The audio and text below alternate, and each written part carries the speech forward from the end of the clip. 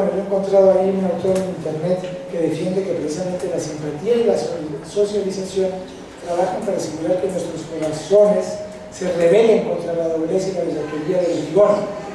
Es decir, que la simpatía sería aquello que está detrás de ese motivo que Hume menciona ahí en el Inquiry, que es la antipatía ante la doblez y la bellaquería. Y que de pronto, si los agentes racionales no tienen incentivos económicos para ser justos, si el egoísmo racional los impulsa a ser como el bribón, la simpatía sí nos daría unos incentivos psicológicos. Yo tengo mis dudas, porque si uno mira bien la teoría de la simpatía, él la trae sobre todo para explicar por qué algunas disposiciones de carácter nosotros las consideramos virtudes. Él dice, las consideramos virtudes cuando la simpatía nos lleva a probarlas, y nos lleva a probarlas en 4 casos: cuando son útiles a la persona que las tiene, útiles a las personas que interactúan con la persona que las tiene, o agradables a la persona que las tiene, o agradables a las personas que interactúan con esa persona que las tiene. Entonces, en esos 4 casos, ¿sí? La simpatía nos lleva a considerar esas disposiciones útiles y agradables para la persona que las tiene, para los otros, como virtudes. Pero él nunca se enfrenta a la posibilidad de una disposición que sea útil para la persona que la tiene y perjudicial para los demás, que es precisamente el caso del bribón. El bribón tiene una disposición a incumplir la regla de la justicia cuando se va a poder liberar del castigo. Y esa disposición es útil para el bribón, pues lleva a ganar beneficios, pero es un poco perjudicial para los demás, porque obviamente el bribón va a estar ganando beneficios a costa de los que cumplen las reglas de justicia. Entonces en su teoría de la simpatía no está contemplada una disposición así, útil para la persona que la tiene y perjudicial para los demás, y por lo tanto la teoría de la simpatía no puede, digamos, no sabe qué hacer. La simpatía no sabe qué hacer ante una disposición así, no sabe si aprobarla o desaprobarla. Ahora hay otro elemento en la teoría de simpatía, que es la simpatía corregida, que de pronto uno podría decir, pero corrigiendo la simpatía, pues uno podría llegar a ese motivo natural detrás de la justicia. Pero los ejemplos que él pone para la simpatía corregida son de este tipo. Por ejemplo, el coraje de un enemigo. El coraje de un enemigo, el coraje es una virtud. Pero cuando es un enemigo, y yo estoy en un enfrentamiento con ese enemigo, un enfrentamiento bélico, pues el coraje a mí no me favorece. Lo favorece a él y a los que luchan con él. Entonces, para yo poder reconocer que el coraje es una virtud, tengo que corregir esa tendencia que tendría yo a decir, como es malo para mí, entonces no es una virtud. Me tengo que poner en un punto de vista como imparcial. En el fondo decimos que es una virtud el coraje cuando beneficia a la persona que lo tiene y a los que de alguna manera interactúan con él, en el mismo sentido. Cuando es con los enemigos, pues no les beneficia que el enemigo tenga coraje, pero es para ese tipo de situaciones que él plantea la simpatía corregida. La cuestión del bribón es algo completamente distinto, es una disposición que lo beneficia a él, pero no beneficia a los que lo rodean. Además hay otro problema con la simpatía corregida, y es que Hume dice muy claramente que la simpatía corregida nos ayuda a juzgar de manera coherente o a evaluar de manera coherente las virtudes humanas, no importa si estamos hablando de personajes que son enemigos nuestros o que vivieron hace 2000 años y que a mí ya no me afectan. No, pero con la simpatía corregida yo puedo reconocer que eran justos, que eran generosos, en fin, que tenían las virtudes que nosotros reconocemos en los que nos rodean hoy, aunque ellos no nos rodean ya. Lo que Hume dice es que esa simpatía corregida no sirve como un motivo, es simplemente con el fin de corregir el juicio, corregir la evaluación, pero no es algo que realmente me motive si mi egoísmo me lleva a obrar en contra de la justicia, la simetría corregida no me va a ayudar. Me va a ayudar a decir, sí, lo que voy a hacer es injusto, pero no importa, me va a hacer igual. En la teoría de la justicia de Hume, los únicos motivos que importan son el egoísmo racional previsivo y el temor al castigo de los gobernantes. No hay más en la teoría, digamos, oficial, pero ya vimos que frente al bribón él tiene que forzar una posición distinta que lleva a la idea de un motivo natural.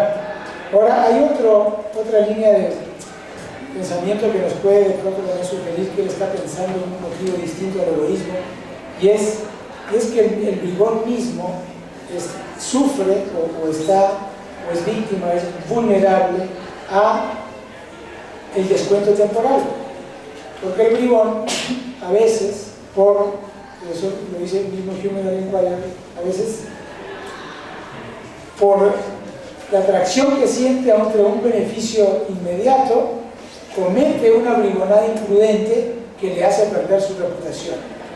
Toda la política del bribón es no cometer bribonadas si es posible que me descubran y me castiguen. Pero lo que pasa es que él tampoco es perfectamente racional, o por lo menos eso dice Hume, y por lo tanto él va a tener ese problema que tenemos todos, que es que por el deseo del beneficio inmediato va a perder de vista que de pronto su reputación va a sufrir, y eso le va a traer un perjuicio mucho mayor, que es que si él pierde el crédito y pierde la confianza de los que lo rodean, entonces nunca nadie más va a darle pie a que él siga cometiendo sus bribonadas. Ahí está el texto en donde él habla del bribón en ese sentido, como de una persona que es imprudente. Aunque se proponen los bribones engañar con moderación y secreto, su naturaleza débil cede ante una ocasión tentadora y no logran librarse de su torpeza sin perder por completo su reputación y toda la futura confianza y crédito de la humanidad. Es decir, por no ser un racional perfecto, un individuo racional perfecto, y por no tener antipatía a la bellaquería y a la doblez, comete la bribonada imprudente, pierde su reputación y le caen los castigos que se merece. Bien, conclusiones. La justicia nos protege contra la avidez y asegura los beneficios de una sociedad estable. Presuntamente, en la teoría oficial de Hume, el egoísmo racional previsivo nos motiva a la justicia. El ser humano, sin embargo, es miope, no es un egoísta racional previsivo perfecto, no es perfectamente racional. Entonces él tiene que ayudar, y se ayuda instaurando unas instituciones que son el gobernante, el castigo, que me amenazan si yo cedo a la tentación del bien cercano y incumplo las reglas de la injusticia. Pero resulta que el egoísmo racional previsivo también nos recomienda incumplir cuando lo podemos hacer a escondidas, y por lo tanto no puede ser el fundamento de la justicia. Hume sugiere, es lo que yo he tratado de defender, que a pesar suyo hay un motivo natural específico para la justicia, no el egoísmo racional, que no es un motivo específico, sí, sería un motivo que está detrás de todas las virtudes artificiales que nosotros creamos, la veracidad, la justicia, la obediencia del gobierno, la castidad, en fin, todas aquellas que sean artificiales. Detrás de ellas está el egoísmo racional previsivo. No habría un motivo aparentemente natural específico, que sería algo así como la honestidad o la antipatía a la doblez. Y si no tuviéramos ese motivo natural específico, todos seríamos bribones imprudentes, ¿sí? Porque veríamos que el egoísmo recomienda incumplir la justicia cuando nos convenga, pero fallaríamos en ver exactamente, en escoger cuáles son las oportunidades para cometer esas injusticias, y por eso los bribones que se salen con la suya son pocos, son escasos. De pronto existen, pero serían de pronto, sí, para Hume serían algo raro, porque serían individuos muy racionales que no son vulnerables a la miopía, que es algo que, según él, es un defecto de todos los seres humanos. Con eso termino y les agradezco mucho su atención.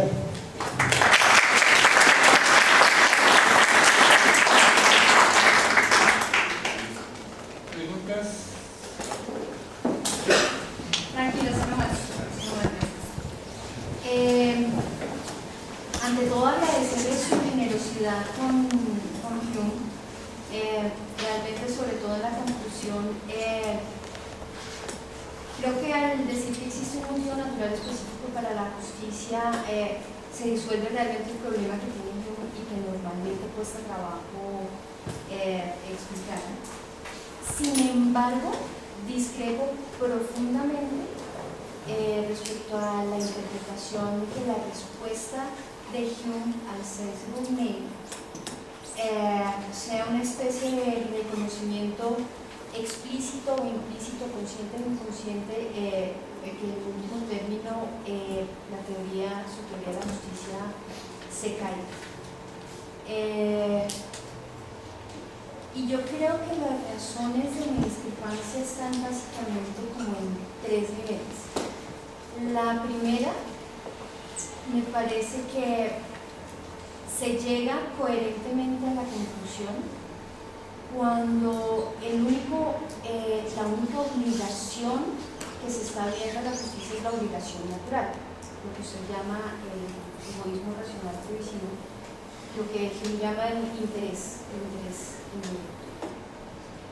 Pero cuando uno entra a revisar más allá, que realmente lo que la teoría de Hume resuelve, cuando uno entra a mirar más allá, y es todo el problema que se concentra con la obligación moral, en los términos de su charla, claro, ¿por qué la justicia es una virtud artificial?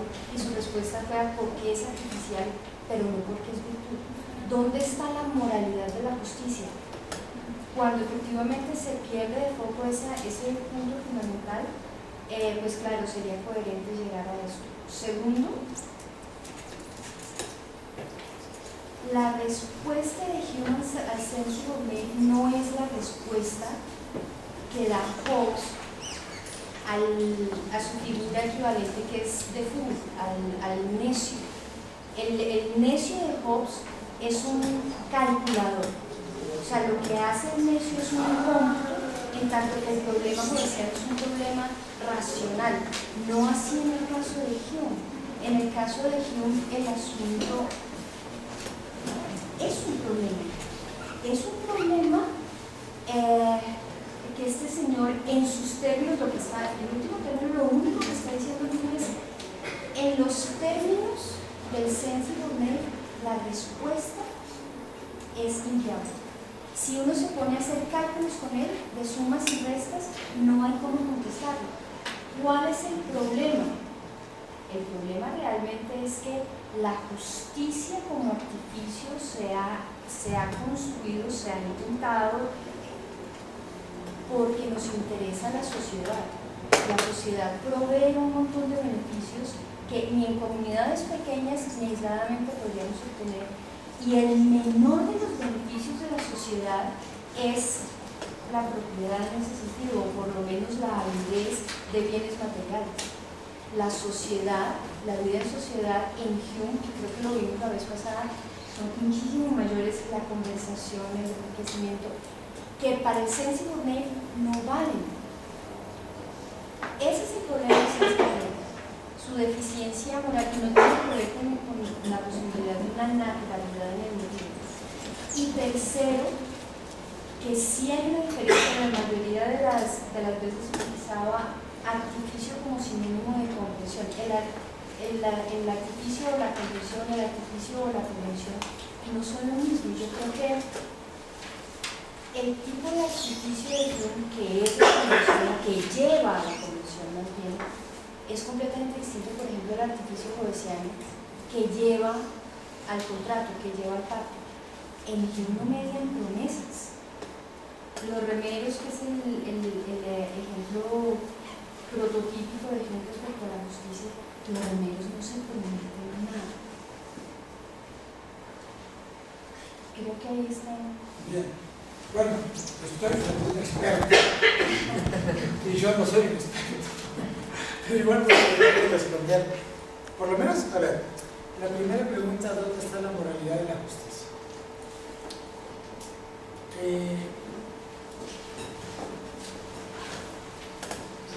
Como yo entiendo a Hume, lo que hace que un rasgo del carácter o un motivo sea visto como virtuoso es que el espectador lo aprueba sobre la base de la simpatía.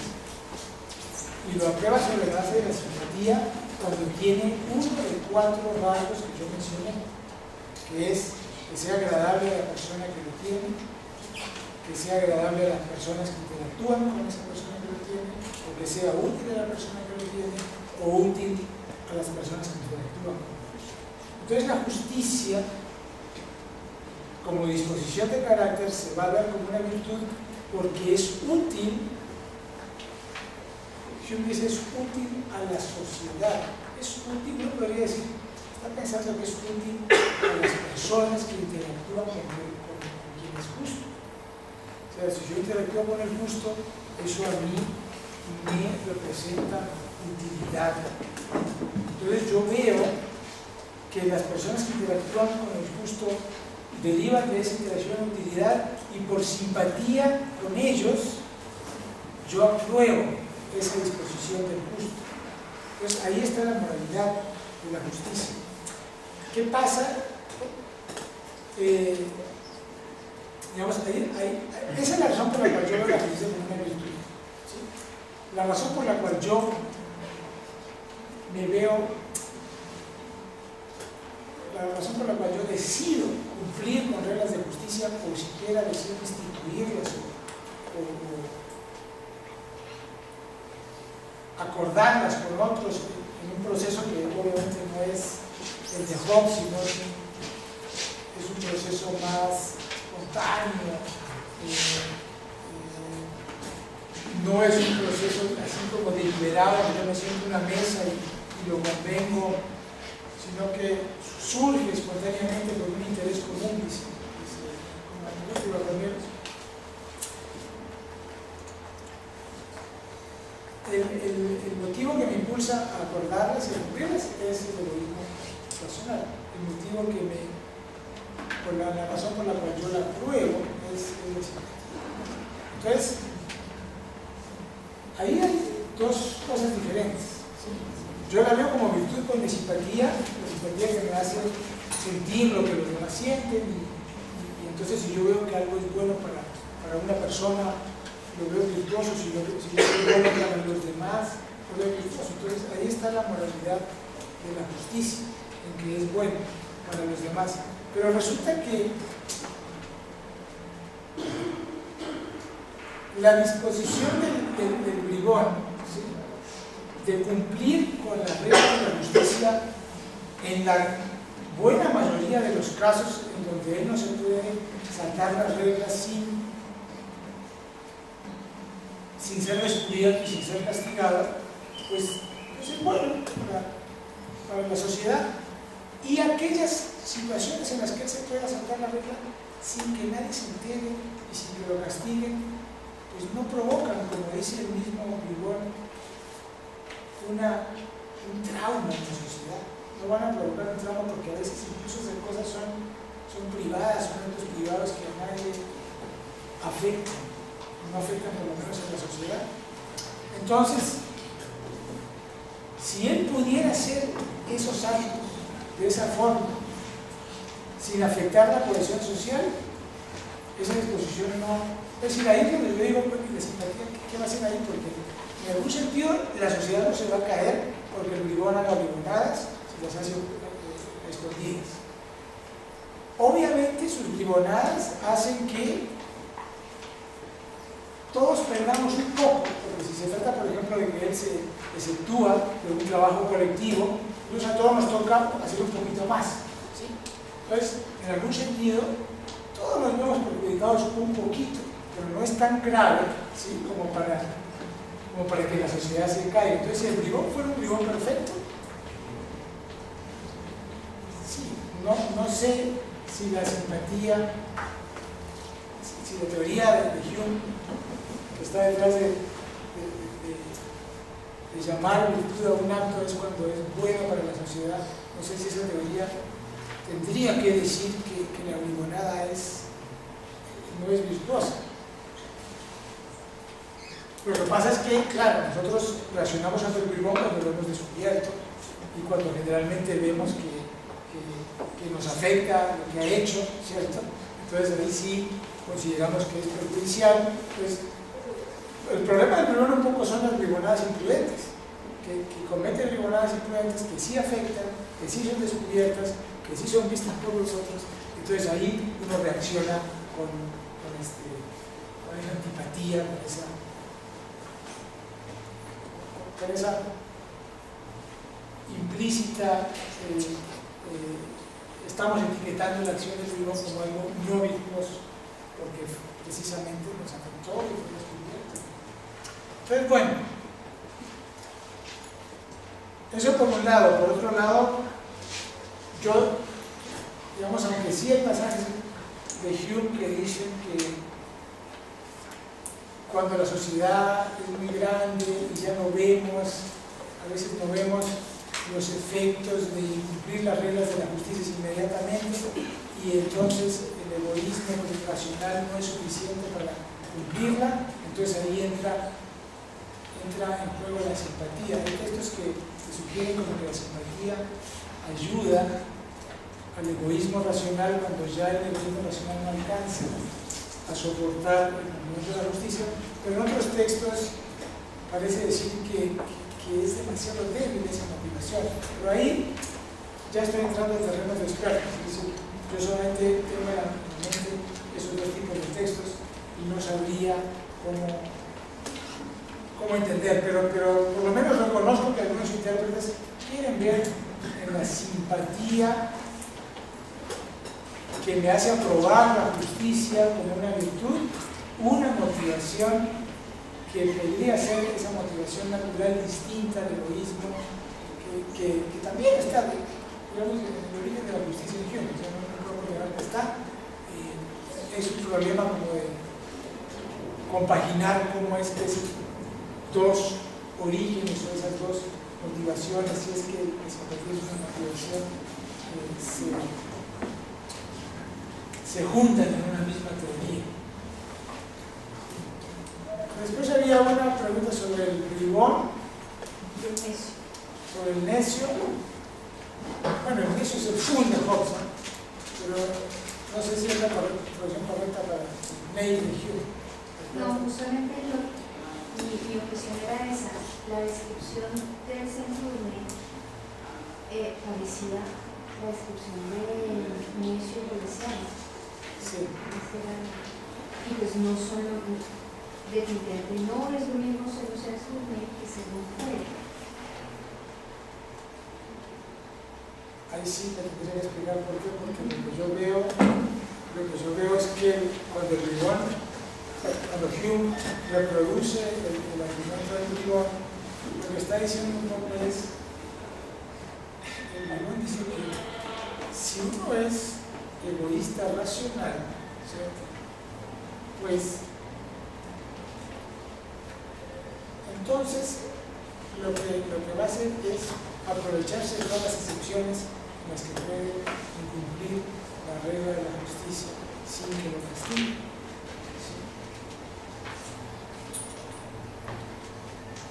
Yo entiendo que eso es lo que está diciendo Cecil Bonet. Estoy diciendo, básicamente lo que dice es que el egoísmo racional no recomienda cumplir con la regla de justicia en todos los casos, sino en aquellos en que yo no puedo incumplirla sin que se sepa.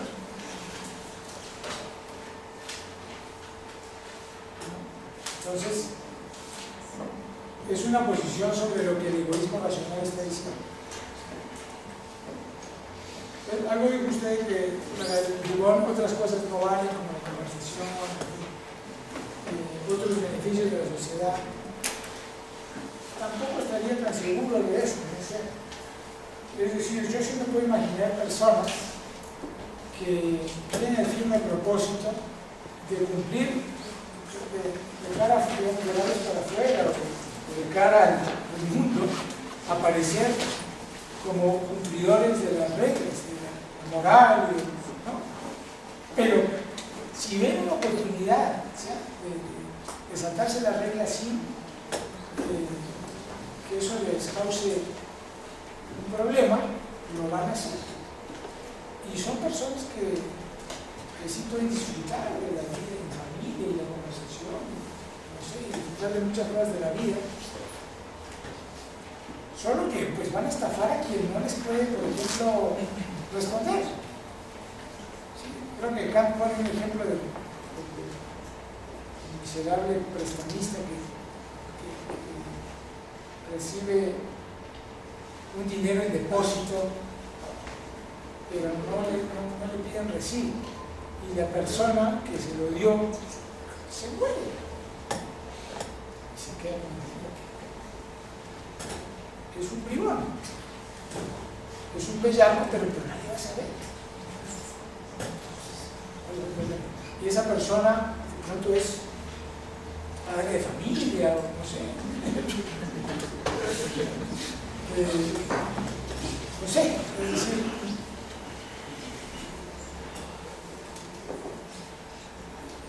hay una tercera pregunta, pero ¿sí? ¿Hay alguna otra pregunta?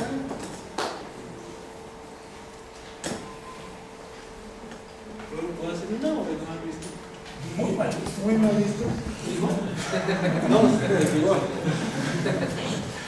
Ya que me dejan hacer una, es que me pregunto si no habrá sido una concesión muy rápida de Hume. Es decir, que al bribón en el pasaje no se le puede responder en sus propios términos. Ya. Uno podría decir algo así como que, hablando de responderle en sus propios términos, como que si todos andamos con ese jueguito de bribonería, en última la sociedad va a perder. Entonces, aún si el egoísmo racional me permite a mí, en un mediano plazo, hacer actos de bribonería, si yo me pongo a pensar que todos estamos en el mismo juego, una sociedad de bribones donde todos jugamos más o menos a que seguimos las leyes, pero no, en últimas todos vamos a perder. Entonces yo no sé si ese sería como un tipo de argumento de corte racional que uno podría decir, para decir, no, incluso el egoísmo racional predictivo excluye la bribonería, porque en últimas lleva al colapso de la sociedad o algo así, y eso sí nos afecta a todos. Esa era una. La otra cuestión es que no estoy muy convencido con el bribón imprudente. Esa respuesta de Hume, o esa sugerencia, me parece que en últimas termina respondiendo la objeción del bribón y la objeción del miope. El bribón imprudente termina siendo un miope. Entonces no sé si eso sea realmente la respuesta al problema. Me parece que cambia los términos que ahora nos manda a la miopía, que son fenómenos distintos. Sí, no, sí. Digamos, esa segunda pregunta no era una respuesta al bribón, sino era una manera. Yo lo puse como un indicio de que Hume está pensando en un motivo distinto del egoísmo racional, porque es que precisamente porque el miope no tiene ese motivo natural, es que es imprudente, porque como es racional, defectuoso, como todos lo somos, es decir, se deja llevar por lo cercano en detrimento de lo lejano, entonces él no va a poder hacer lo que su egoísmo racional le dice, y es solo bribonadas cuando no te vayan a descubrir. Entonces tienes que escoger muy bien los momentos de hacer la bribonada, y eso es lo que no puede hacer, porque su racionalidad imperfecta les lleva a magnificar lo cercano y a disminuir o reducir lo lejano. Entonces eso le crea una tentación grande de irse por lo cercano y descuidar la pérdida de reputación que se le puede vivir. Entonces es una manera como decir, al bribón le convendría tener un poco de eso para ser más racional en última instancia, pero sí. En cuanto a la primera pregunta, si todos fuéramos al juego del bribón, la sociedad colapsaría. Ese es como el argumento de Heidegger. O sea, no se puede creer una máxima inmoral universal, porque entonces la máxima de mentir, creo, no puedo ver universal, sobre nadie creería nada. Pero bueno, el asunto es que, como yo lo entiendo, es cómo vamos a jugar al bribón. Si vamos a jugar imprudentemente al bribón, la sociedad va a pasar. Si un solo bribón juega imprudentemente, él se va a fregar porque pierde su reputación. Si todos jugamos así, obviamente todos perdemos la reputación ante todos y ya nadie cree en nadie y después se quedan a todos contra todos los demás. ¿Sí? Entonces, el asunto es cómo vamos a jugar. Si no vamos a jugar el bribón, tenemos que jugar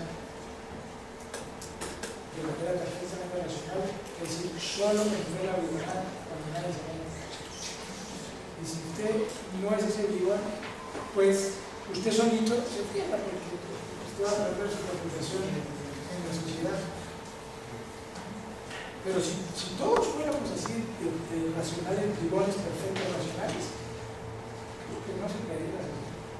Pero bueno, Insisto que no veo tan claro. ya que no, porque es que solo cometer, claro, uno puede decir, es que las oportunidades de cometer esa bribonada van a ser bien pocas. Sí, de pronto yo soy el bribón racional y no se me presenta ni una sola en mi vida.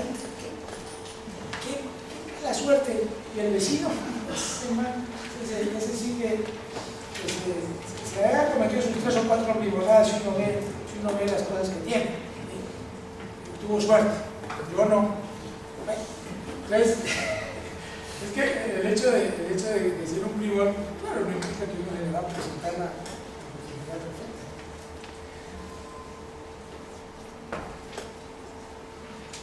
Ese es el ser humano más evolucionado.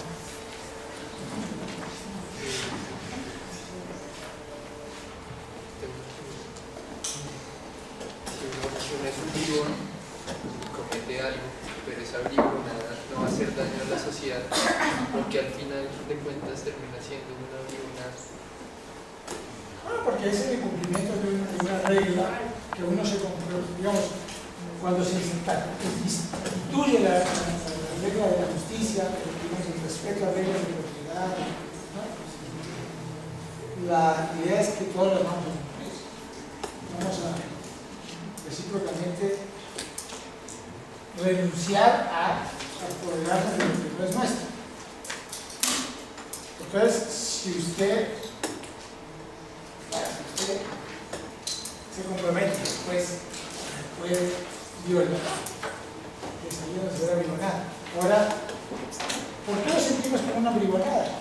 ¿Qué ese es el punto? ¿Por qué nos sentimos con una bribonada? Porque tenemos una antipatía a eso. Tenemos un motivo que nos representa como una bribonada. Si fuéramos racionales perfectos, no lo sería. Sería algo excelente. Hizo lo que tenía que hacer. Qué bien. Pero no, lo sentimos como una bribonada. Entonces, eso no indica que el puro egoísmo racional no está detrás de nuestro sentimiento de justicia, de nuestra aprobación de la justicia, es algo distinto. Probablemente un motivo natural específico que tenemos, que nos hace ver eso como bribonada, aunque está a coincidir con un egoísmo racional.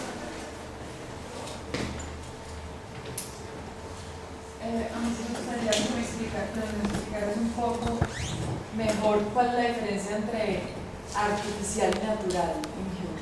O sea, cuál es la diferencia entre virtudes artificiales y virtudes naturales.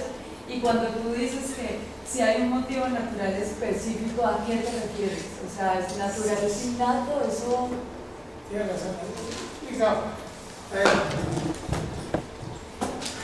Hasta donde yo puedo entender,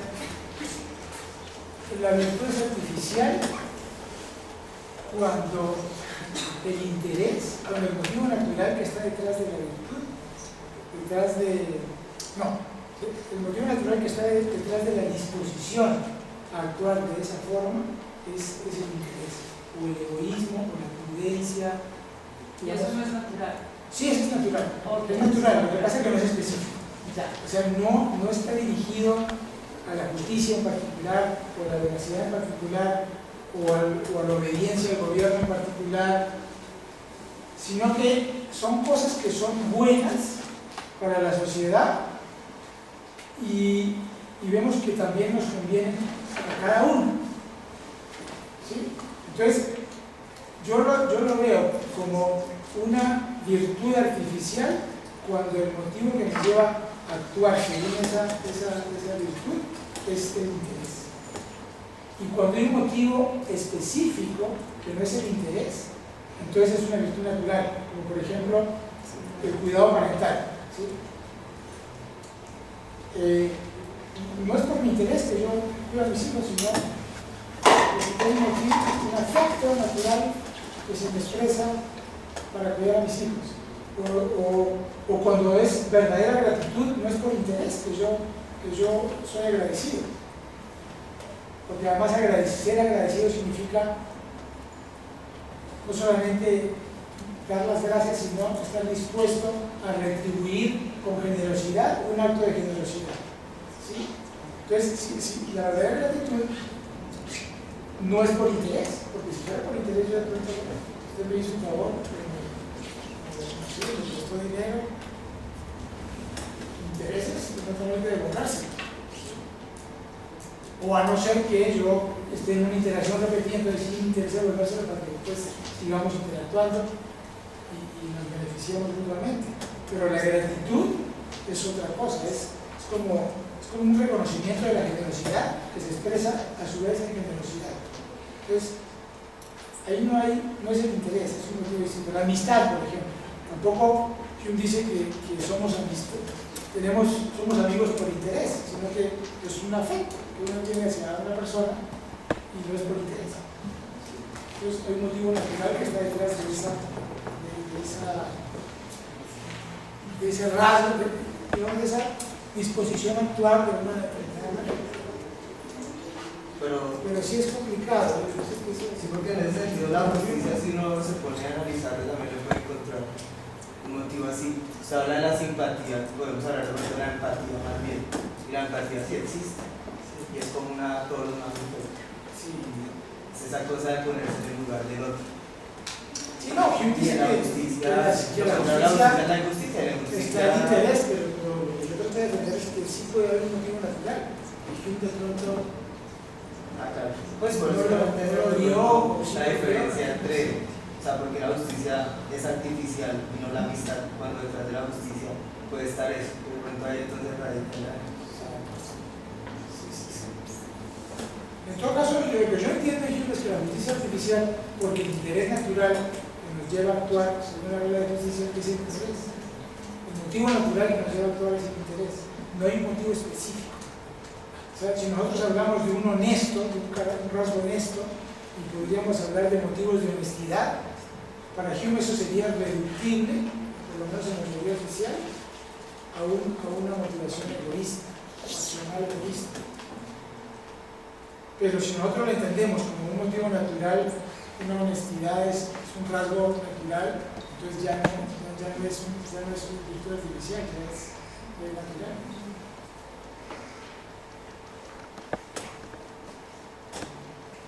¿Alguna otra pregunta? Bueno, la próxima semana es semana universitaria, entonces no hay sesión. Entonces nos vemos acá dentro de 2 semanas. A la vez.